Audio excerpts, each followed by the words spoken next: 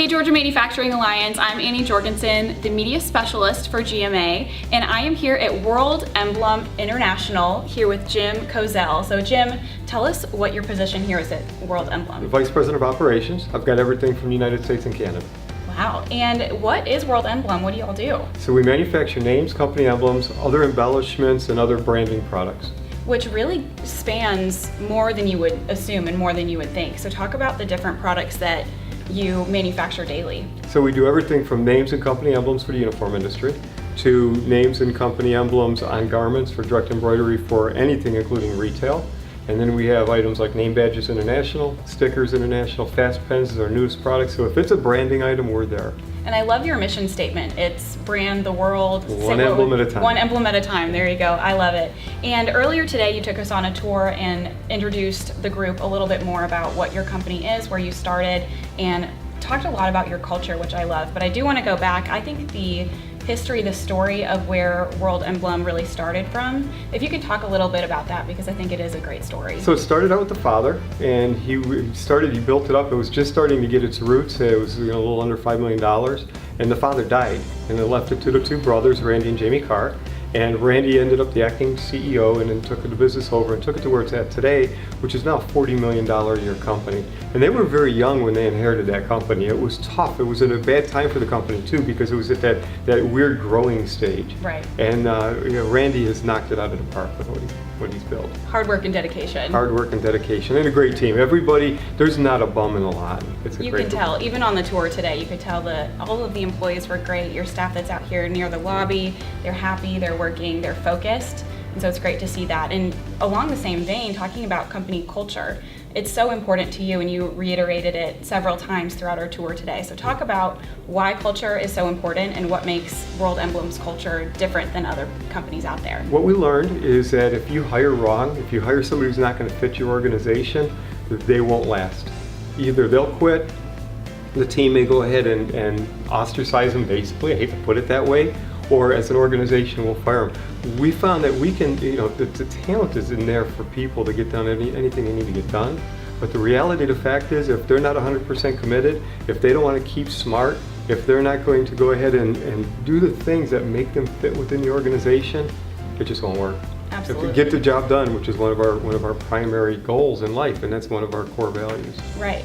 And it's so interesting to see, while we were walking around the plant, you pointed out several times of this was an employee idea or this was a supervisor idea. So talk about how you get the feedback from your employees of how to improve the efficiency of what you do. So really cool, when you have an engaged group of folks and they really love what they do, they're not afraid to come and bring ideas to you.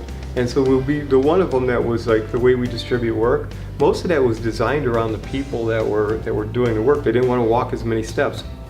Coming up with the little stock room by the perfect print, there was a supervisor who got tired of going back and forth every 10 minutes into the cage. And they said, look, why don't we just put a separate stock room here so we can solve this problem? And it was so simple. It was obvious, but because they do the job every day and they're engaged in what they do, they come up with the ideas. Yeah, which is great. And we ask them. We'll bring them into a meeting and say, hey, what do you guys think? No, that's great. Work harder, or work smarter, not harder. Yeah, right? So if you can think and say, I walk 100 steps to and from to get this name badge, why don't we limit that to 5 steps, turn around, grab it, and bring it back?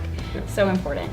And also, along with the employee side, talk about the different areas of your manufacturing plant that you have and how the employees are so skilled and they're so talented and passionate about what they do. So keep smart is one of our core values, and one of the things, to give you an example, our executive team has to have 120 hours of training, whether it's a coach or an organization. The next lower level down, like the plant managers, 80 hours. The next lower level down, the supervisors have to have 40 hours, and then the people on the production floor have to have 20 hours. So we are constantly retraining them. Even the new hires, when they come in, they don't touch a live garment for 2 weeks. Wow. There's a full training program involved that they have to follow with the training guides. Which is great. I think it makes you appreciate the process a little bit more when you know the ins and outs, and not just what you do, but what the other people around you do to make the whole process work. It makes their life easier too. Most companies go ahead, they put you in front of a machine, you do something wrong, they yell at you, you do something wrong, they yell at you, and you learn by getting your hands slapped. By making mistakes. We don't do that here. We like to fix this. I think that's great. And something you said earlier today was that you are a tech company that works in the embroidery industry. So I love that. Talk about how technology is so important to what you do. So the number of orders that we process a day, when you're trying to do 60,000 pieces and you got to ship these things out same day, if you got the order by 3 o'clock, you've got to be able to get those orders in. They have to be accurate. You have to have them automatically get the stitch files without having to have somebody sit there in front of a computer. You have to have it automatically follow the process. You want to be able to just send to a machine, QC, and ship without touching any of the tech site. And we've built that. That's where our secret sauce is. It's really great. It's taking the embroidery industry, which you mentioned before could very easily start in a garage. It's a garage business. I mean, there are Etsy companies all over the place that are embroidery companies, or one person is a company. But taking that into a large scale like you do, where you're shipping out thousands of pieces every single day, making sure that there are no mistakes made, all the colors are correct, the font is right, the names are right. So having that technology as a checks and balances is really incredible. Yep. And also talking about the problem solving within your organization, providing the efficiency and continuing to improve is so interesting, and something you talked a lot about, of taking the average hourly product development from $150 an hour into 200, even 250. So you're technically doubling the output on your plant floor, which is incredible. How are you solving that problem or continuing to make your proficiency and your effectiveness even better? So we started out with a simple Lean Six Sigma team. We got some people green belt trained. I was already a black belt.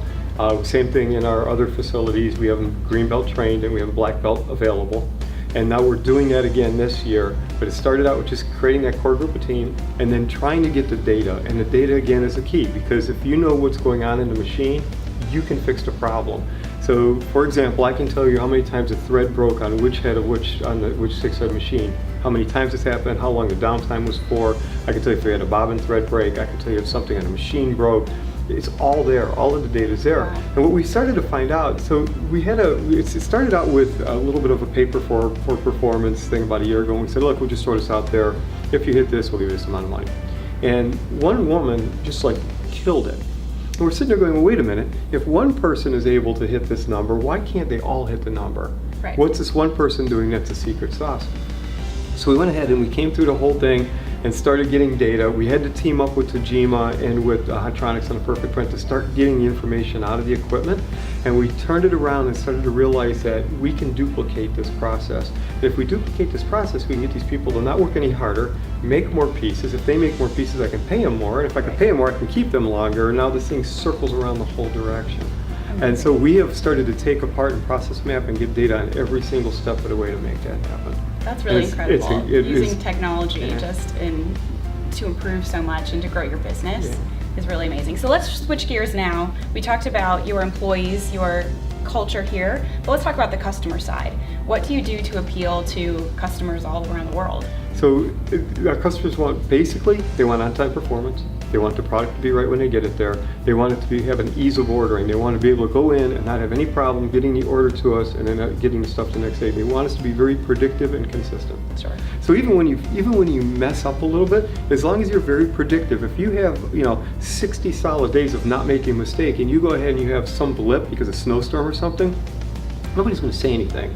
It's when you're on time on Monday and 2 days late on Tuesday and on time on Wednesday. It's when you get those cycles that upsets people. Mm-hmm. So we've built that entire model on being able to take an order, whether it's FTP, EDI. We have a user interface website, a portal that people can go into and key in their own orders. We'll key the orders in for people if they can't key their own orders in, which is in this technical day, I can't understand it, but what the heck. We've made it super easy for them to order it. Then we've made it super efficient around our process to make sure it's on time, and then we make sure we ship it. On the same time, our client service department, which is housed in Atlanta, is unbelievable. We've got a phone system that gives us analytics on everything. Did they ditch the call? Did they drop the call? If you have a customer say, hey, look, I've been trying for 15 minutes and can't get a hold of anybody, I can look at his incoming phone number and look at the call routing and see what happened to the call. Sure. We make sure it's answered on the third ring. We also have a big center around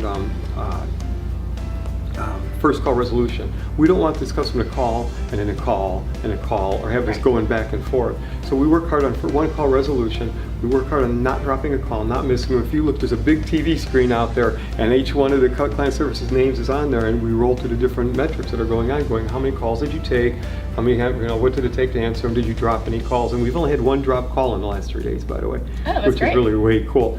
We also have, we use Salesforce as our CRM, and so every email that comes in gets tracked. It has to have a 2-hour resolution to it. So if an email comes in 2 hours, it has to go back out with a resolution. I probably need that in my personal life. Dude, it's hard, right? Yeah, it is. It's hard. And we actually found out, when I started getting client services in here, we always thought it was the phone. When we pulled Salesforce in and started realizing they're answering about 80 emails a day. Oh, I believe it. And they're answering about 30 phone calls a day.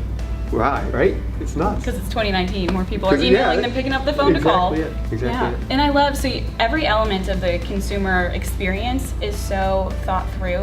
So the calls, the emails, and even on the plant floor, you have the barcodes where every step of the way, their product, their order is being followed. So if I am ordering 800 name tags, and I'm like, hey, I need them by tomorrow, I can look and see, have you started them? Where are they along the process? Have they already been shipped? And I think that's just really incredible. Making sure the consumer, the customer knows where their order is and making sure that it's meticulous all the way through. Makes it easier for the client service to find it too. If a customer calls us and said, hey, I ordered this red gym name tag and I need it right away, and they'll click in and go, yeah, it's already produced. Yeah, I think that's so great. Yeah. And you are an international company, so let's talk about, you're not just here in Atlanta. Where else are you? So in the United States, we're in Ontario, California, Decatur, Illinois, and then we have Mississauga, Canada as a facility. Our corporate sales office is in Hollywood, Florida. And then we have a big production facility in Aguascalientes, Mexico, which is dead center. If anybody wants to know where Aguascalientes is, to hit the dark dead center. Good to know. And then we have a joint venture called J&A, and they're located in the UK.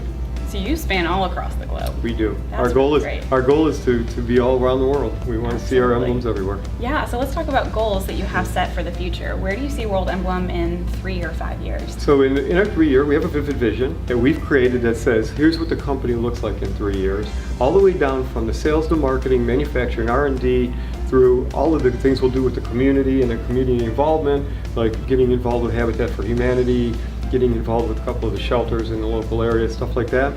It's all written down in there, and we know that we're going to be at a $60 million pace in 3 years. We want to be $100 million in 5. We know that we're going to launch 5 new products a year, of which we want 1 to be a multi-million-dollar business. So we have it all designed out in the vivid vision, and we wrote it as if it's already happened. And it's so cool to go back. We rolled it out about 1 year and 3 months ago, and you can literally tick mark all the way through and see what's been done already. I love that. Incredible. I love that. I talk a lot about goal setting, and you're 42% more likely to achieve a goal if you write it down. And put a date on it. Exactly. Yep. So having a timeline and a deadline, I love it. I'm all about it. But Jim, thank you so much for having the Georgia Manufacturing Alliance here with you today. We loved touring World Emblem International and learning all about what you do. So thank you so much. My honor, for sure. Thank you. This has been a great tour today at World Emblem International. Be sure to head back to the Georgia Manufacturing News website to check out what's new.